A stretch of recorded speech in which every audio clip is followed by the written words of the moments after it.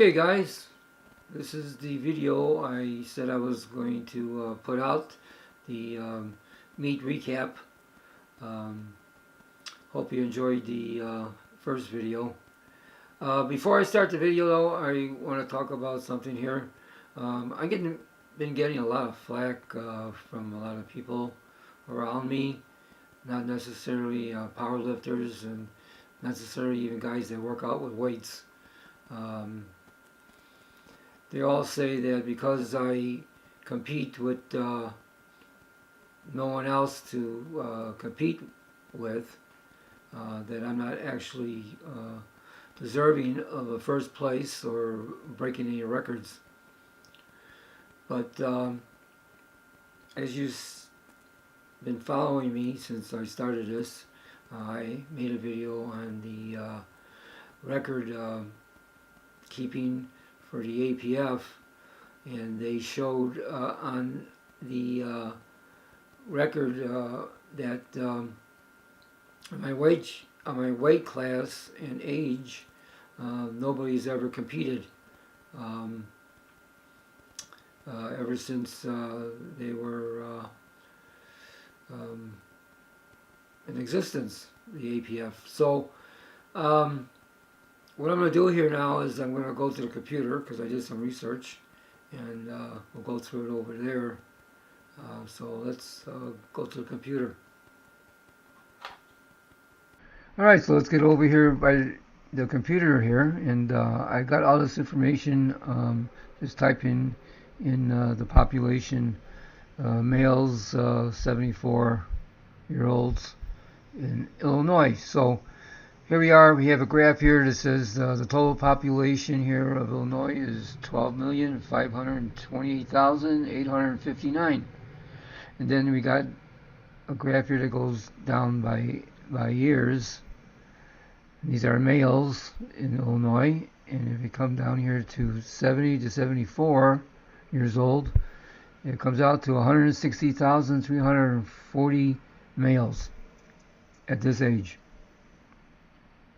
So out of 160,340 males, only 2 males competed in powerlifting belonging to the APF Powerlifting Federation. Only 2 males. Myself and Mckay that was competing with me last year. So out of all these guys here, only 2 of us competed in powerlifting. So when I first was looking at the records on the record website for the APF, nobody has ever competed in this 60 kilo weight class at 70 to 74-year-old class, Masters division. And the so I decided to compete in there, and it just so happened that Mike decided he was going to compete too, so which is really fine for me because then I had somebody to compete with. Now people think, well, you had nobody to compete with. So, so how do you know if you're stronger? Well, okay, how do I know I'm stronger? 160,340, which comes out to 160,338 guys did not compete. Now, I don't know how many of these guys at this age competed in the USA Powerlifting Federation or other powerlifting federations here in Illinois, but I'm just saying that only 2 of us decided to go out and train, get ourselves strong enough to compete. Now I went ahead and got the population of the United States. So this is the blue here is the male, and then this is the female here with the darker blue. So if you go down to 70 to 74, on the graph here, you get 5.95% of the population is 70 to 74 years old. So what I did then, I went to Google again. I punched in 5.9% of, which is the population of the United States is 325 million. And I come up with 193,803,040 males that are between 70 and 74 years old. The amount of people that, or males here that competed in the APF and the AAPF Federation was only 2, me and Mike, for the American records. As far as the USA and all others, I really don't know because we haven't competed in those federations. And maybe one day after I'm done with this, I might just go in and just compete once in that federation. It's just that the meets aren't close to my house, and a lot of them are in, well, the ones that I've seen, it's only once a year, and it's in Chicago, way into Chicago. I don't feel like driving and finding parking out there. And I grew up in Chicago, in the neighborhood that this gym is in. I really don't like the neighborhood. So I just stay out of Chicago if I can. But yeah. So 2 of us out of all these people, males, competed in powerlifting. I'm not going to feel bad about competing, even if I compete by myself in a class, because if nobody else wants to take the time to train and eat well and keep themselves healthy, get themselves strong and compete, it's not my fault. I just wanted to say this because I was getting this flack from these people around me that I'm not really breaking any records or setting any records because there's nobody else that I competed against.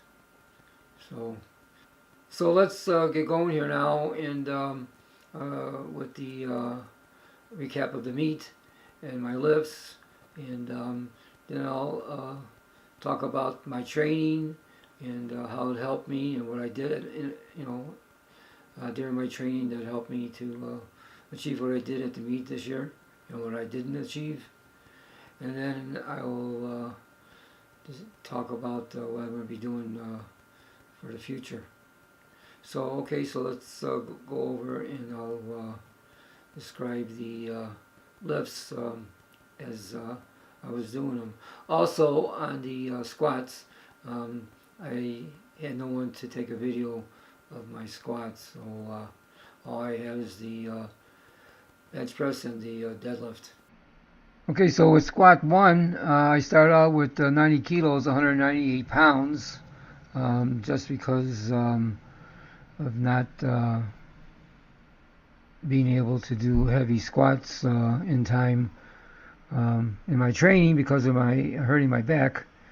But the weight on my back felt like a feather because I was doing those walkouts with 315 pounds through my whole or most of my training time. And what caused me to miss depth is because my quads, my legs just felt tight. Even after the warm-up, my legs were still tight. And then I felt like I made depth. In fact, everybody told me I missed it like about 1/4 of an inch. So I was very close to getting that lift on the first try.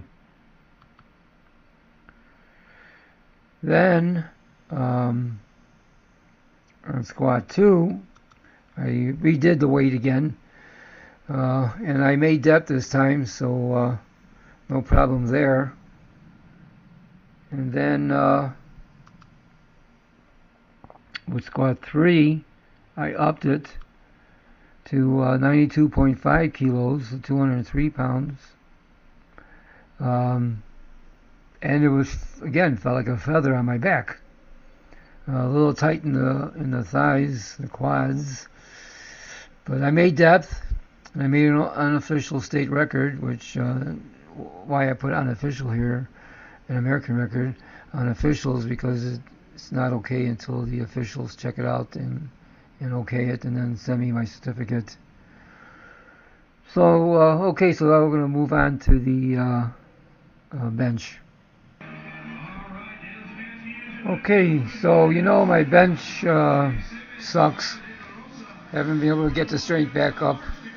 So here I'm doing 50 kilos, 110 pounds for my first lift. And I made it.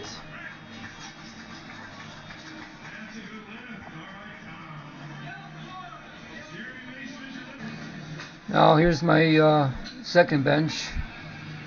I raised it up to 52.5 kilos, 115.50 pounds.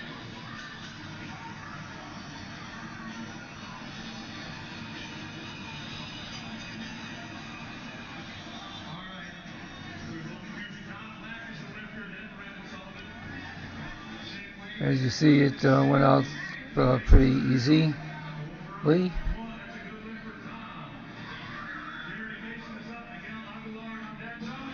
Then here's the third lift. I wanted to do, I was having problems with my straps, the thumb loop. You're not supposed to be touching the bar with it, so you got to hide it in there, and I couldn't get it stuffed in there. So finally got it done.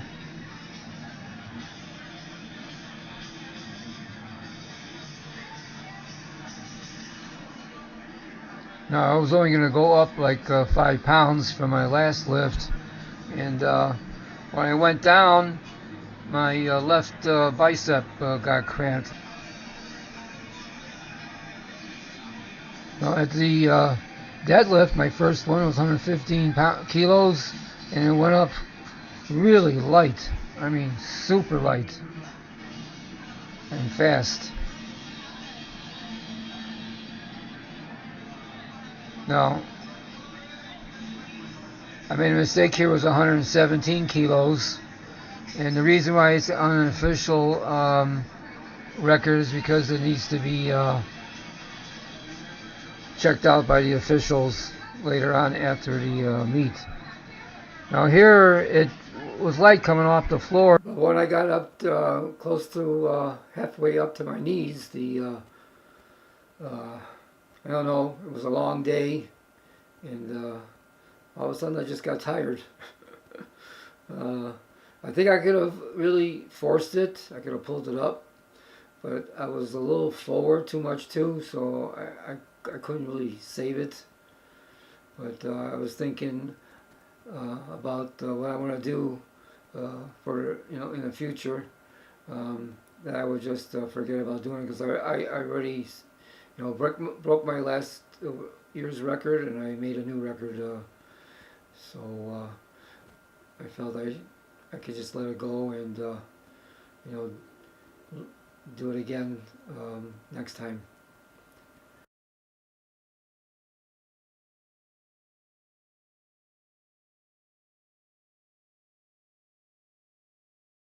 Right, so what I did during my prep to help me at the meet, first on the squat, I widened my stance. And I think now that after the meet, I'm going to widen it just a little bit more. See how that works.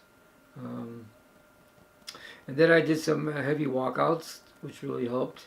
In the course of the 6 months, I worked up to 315 pounds as my workout weight, walkout weight, and that really helped, because at the meet, the weight I had on my back felt like a feather. In fact, I was coming off the monolift. I was lifting off and backing up. I was like kind of going back too fast, because the weight felt so light. So that really helped.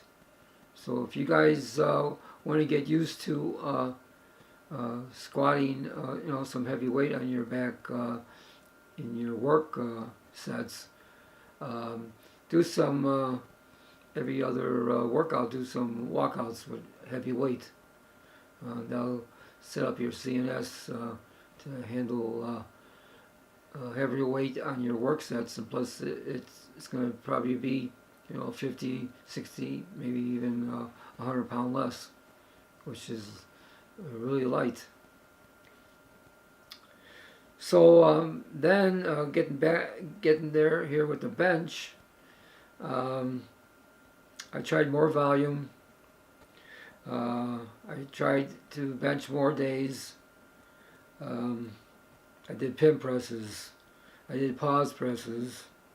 I did close grip presses to see if I can build up my triceps more. Plus, I did a tricep routine, on the cable machine, tricep push downs and dumbbell work on my triceps.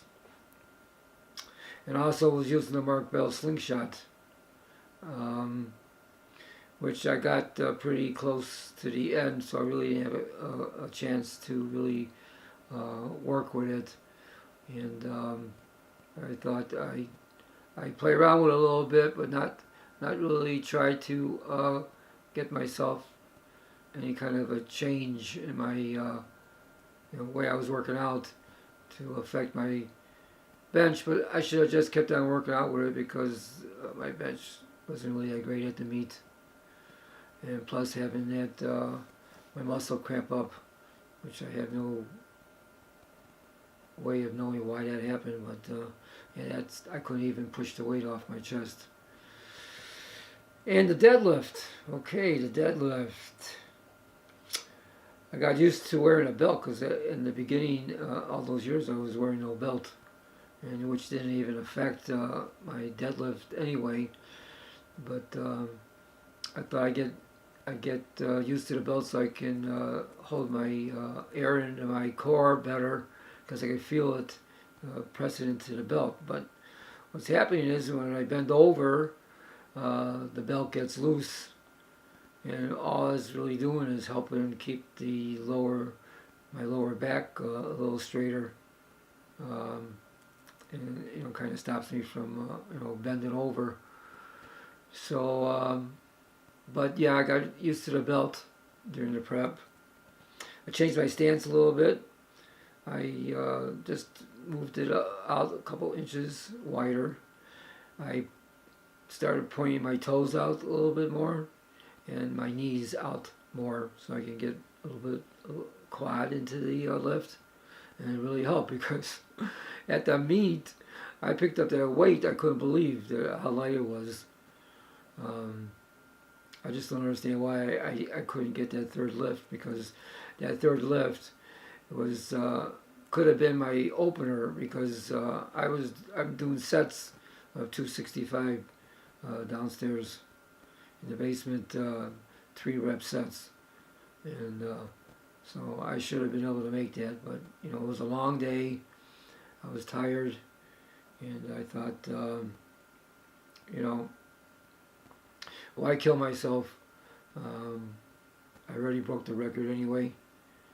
And also I got my total where I wanted for the meet, so I just said, just let it go.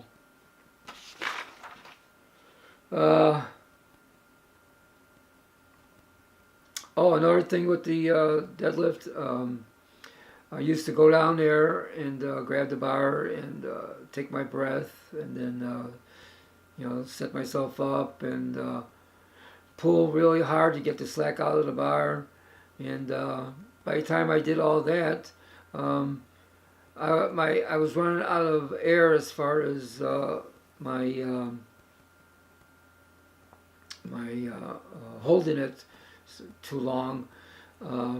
I would have to take another breath, and then they would have to start the whole sequence all over again. So now what I'm doing, when I set up for the deadlift, I walk up to the bar, I look down at the bar, I go down and I grab the bar, and I pull the slack out of the bar, take a deep breath, and pull. That's it. No thinking about it. No pulling hard off. Pulling hard and then pulling off the floor. I just grab it, take a deep breath, and up. And it's been really helping. And as long as I keep my back stiff, keep everything stiff in those split seconds before I pull it, I've had no problem, and my deadlift has been going up.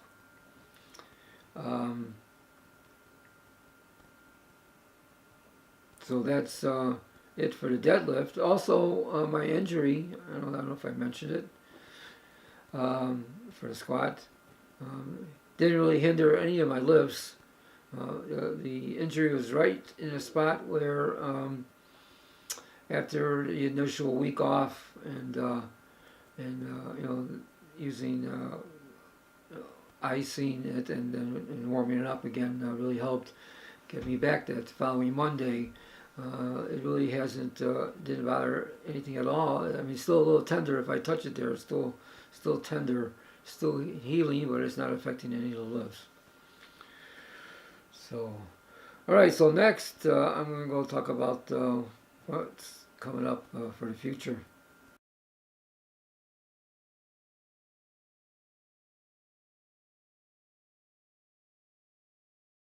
So, what's next? I turned 75 in July, and so what I'm going to do is I'm going to compete about 4 days after my birthday. My birthday is July 23rd, and I'll be 75 years old, so I move into a different age division. I'm still going to stay in the same weight class, and again, like I said in the beginning of the video, nobody's ever competed ever since the formation of this APF Federation. So I'll be the first one to compete at this age and weight. So whatever happens at the meet, either I do better than I did at 74 years old, which I'm really going to try. I'm going to try to set a standard, set the bar here for the next guy that comes up to do this age and weight class here, and I'm going to work hard for the next few months. So I'll be starting a new prep again, a new prep series, and I think I'll do some videos this time. I didn't do videos the last prep. I think I'll start sneaking in some videos. I'm gonna have to get some light boxes for downstairs because it's lit pretty well, but it still can't get really nice look on my video. So I'll probably get some light boxes so I can get a better video down there. Then I won't even wait till after this meet to tell you. But then after that, that's it for this weight class. I'm going to move up in weight. My normal weight that I really feel comfortable in is about 148, between 148 and 152 pounds. So what I want to do is I'm going to slowly build up my weight, and I want to compete in the 165 pound class. So if I go with my weight up to about 149, 150, I'll be on the lower end of that class, and I don't have to really gain all that weight, because no way am I going to be able to gain all that weight in muscle, and I'll be pretty fat at a 165. But if I stay at 152, I should be pretty good at my fat, accumulating the fat while I'm working out. Plus I'll be heavier, and I'm surely going to be able to lift heavier too.